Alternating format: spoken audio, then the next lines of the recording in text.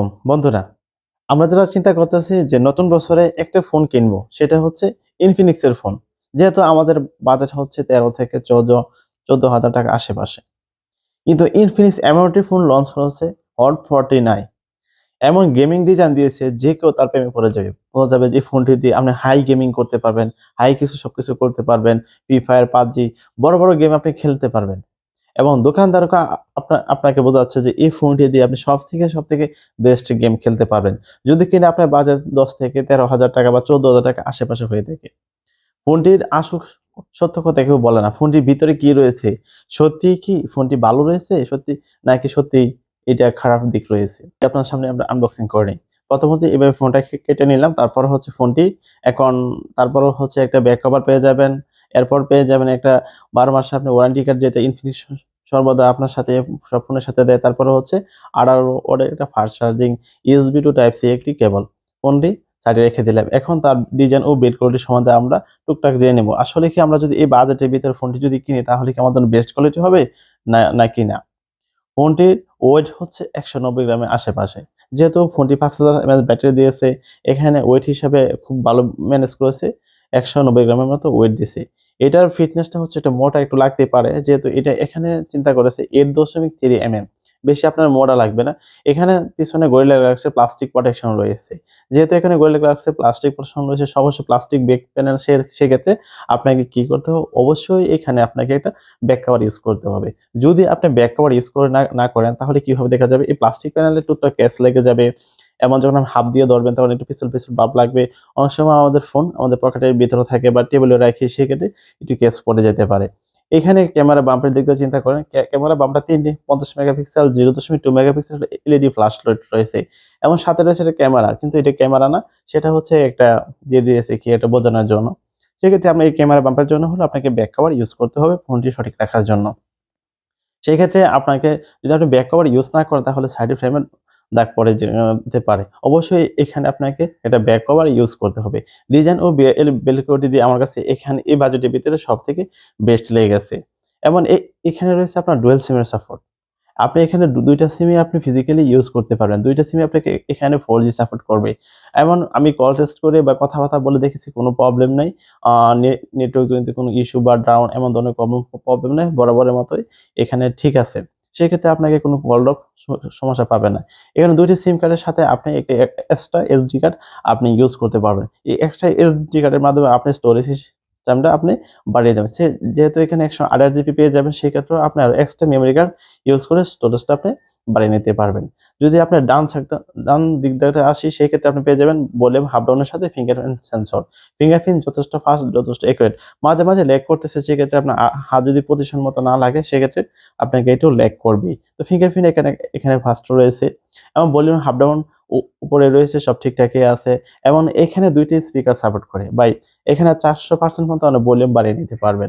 এবং ডুয়াল স্পিকারের সাপোর্ট রয়েছে। একটা উপরের দিকটা একটা স্পিকার আছে এবং নিচের দিকটা একটা গান শোনার জন্য একটা স্পিকার রয়েছে। বলতে গেলে বোঝা যায় একটা আপনি ঘরের ভিতরে একটা সাউন্ড বক্স লাগিয়ে রাখছেন বা একটা সাউন্ড বক্স হাতে নিয়ে ঘুরছেন। সাউন্ড একুরেট নিয়ে আমার কোনো সমস্যা নেই। একটু লাউড বা একটু ক্যাচ তাতে নিয়ে কোনো আমার প্যারা নাই। সবকিছু এখানে স্মুথ, সব ঠিক আছে। এবং নিচের দিকটাতে যদি আসে, সেক্ষেত্রে আপনি পেয়ে যাবেন নয়েজ ক্যালকুলেশন মাইক এবং মেইন স্পিকার, তারপর রয়েছে USB টু টাইপ সি একটা চার্জার এবং এর সাথে রয়েছে হেডফোন জ্যাক। এখানে প্রয়োজনীয় বাটন সবকিছু একুরেট এখানে দেওয়া হয়েছে। এখানে মূল আকর্ষণ হচ্ছে একটা আইপিএস ডিসপ্লে দেওয়া হয়েছে। 90 হার্টজের রিফ্রেশ রেট। এই আইপিএস ডিসপ্লে 90 হার্টজের রিফ্রেশ রেট, এর পিট ব্রাইটনেস হচ্ছে আ ৪৮০ নিটস পর্যন্ত। এর পিট ব্রাইটনেস দিয়ে আপনি যখন ৪৮০ নিটস দিয়ে যখন বাহিরে যাবেন বা বেশি সানলাইটে যখন বেশি রৌদ্র পড়বে, একটু সমস্যা হতে পারে।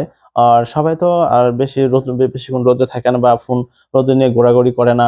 একটা ফোন আসলে কোনো সমস্যা নেই। বাজেটের সেগমেন্টের ভিতরে সবথেকে এখানে বেস্ট। ডিসপ্লে সাইজটা হচ্ছে 6.5 ইঞ্চি। এখানে ডিসপ্লে নিয়ে আমার কোনো কম্প্রোমাইজ নেই, যেহেতু এখানে বাজেট হচ্ছে 13 থেকে 14,000 টাকার ভিতরে। একটু ভেজাল থাকতে পারে। এখানে আপনার এই ক্যামেরার ভিতরে 6.5 ইঞ্চির ক্যামেরার ভিতরে এখান দিয়েছে আপনি এটা 5 hole camera setup. 5 hole camera সেটআপটা একটু বড় লাগতে পারে, যেহেতু 5 হোল ক্যামেরা একটু ছোট দিলে ডিসপ্লে সাইজটা আরো সুন্দর রাখতো। যদি চারদিকে যে বেজলটা যে চিনটা দিয়েছে, সেটা যদি ডিসপ্লে ক্ষেত্রে আপনার একটু কম দিত, তাহলে আরো সুন্দর লাগতো, আরো বেস্ট হতো।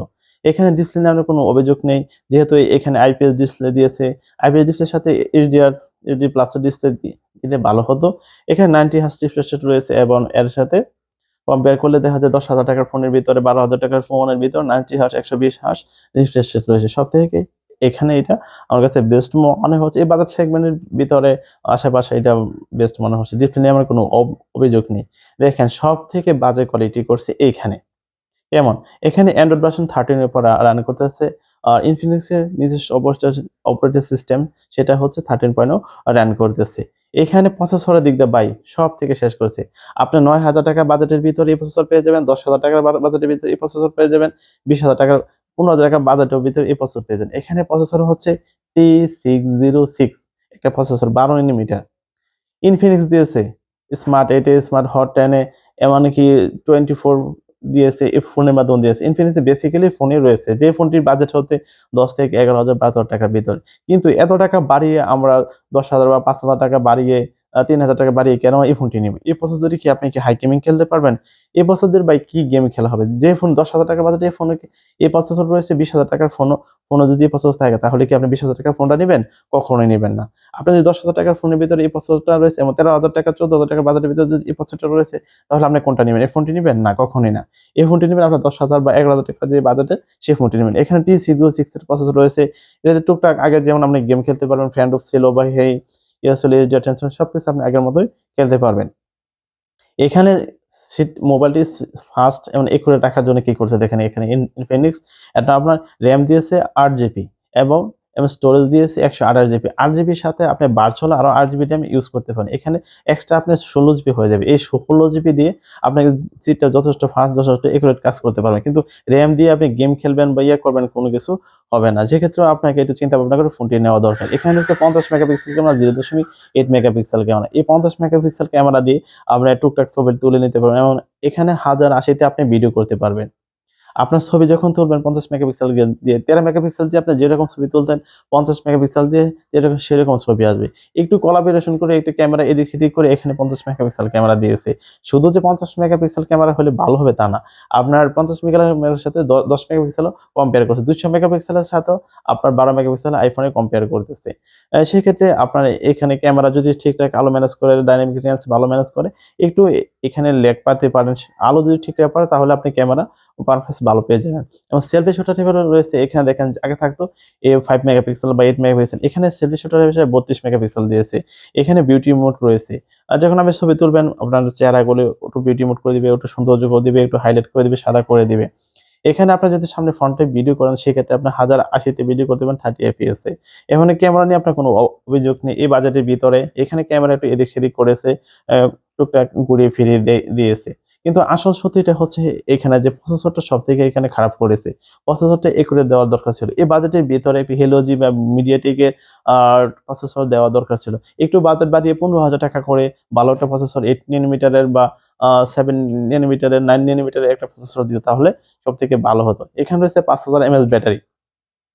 এই 5000 mAh ব্যাটারি দিয়ে 18 ওয়াটের ফাস্ট চার্জিং দিয়ে আপনি 1 ঘন্টা 2 ঘন্টার মতো আপনার 1 থেকে 5 1 ঘন্টা 55 মিনিট বা 2 ঘন্টার মতো আপনারা রাখতে পারেন চার্জ করতে। সেক্ষেত্রে আপনাকে কি করতে হবে?